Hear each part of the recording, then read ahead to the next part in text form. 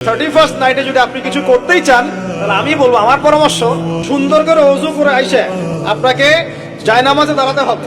তার 2 রাকাত নামাজ পড়ে চিন্তা করবেন, আল্লাহ 1 বছর যে চলে গেল, আমি এই গত বছরে কি করলাম, দিনের জন্য কি করলাম, দুনিয়ার জন্য কি করলাম, পরিবারের জন্য কি করলাম, কতটুকু জ্ঞান অর্জন করলাম, কয়টা কোরআনের আয়াত শিখেছি 1 বছরে, কয়টা হাদিস শিখলাম, কয় ওয়াক্ত নামাজ ঠিক মতো পড়লাম, রমজানের সওম রেখেছিলাম কিনা, দান সদকা করেছিলাম কিনা, সৎ কাজে আদেশ করেছিলাম কিনা, অসৎ কাজে নিষেধ করেছিলাম কিনা, এই ফিকির করতে পারেন আপনি বসে বসে।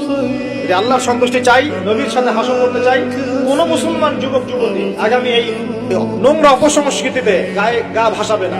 এই দিনে কোনো কনসার্ট চলবে না, এই দিনে কোনো বেহায়াপনা হবে না, এই দিনকে কেন্দ্র করে কোন রকমের এই পিকনিক বা ঢাকঢোল পিটানো আর এই যে তোমাদের সাউন্ড বক্সে গান বাজানো কোনো কিছু চলবে না। করা যাবে?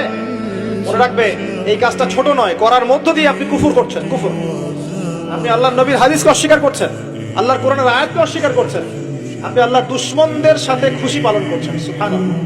আল্লাহর যে দুশমনরা সারা বিশ্বে মুসলিমদের উপর নির্যাতনের স্টিম রোলার চালাচ্ছে, ওদের সাথে তালে তাল মিলিয়ে আপনি বলছেন হ্যাপি নিউ ইয়ার, মাশাআল্লাহ, আস্তাগফিরুল্লাহ, ও আস্তাগফিরুল্লাহ, আল্লাহ পাক মাফ করুন।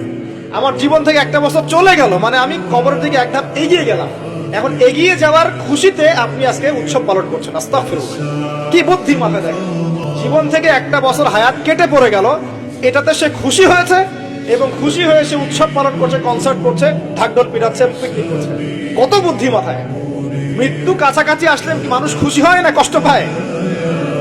মৃত্যু কাছাকাছি আসলে মানুষ কি খুশি হবে নাকি আরো চিন্তা করবে, হায় আফসোস, 1 বছর যদি আরো ভালো কাজ করতে পারতাম আরো ভালো হতো? কোনটা বলেন? আফসোস হবে না?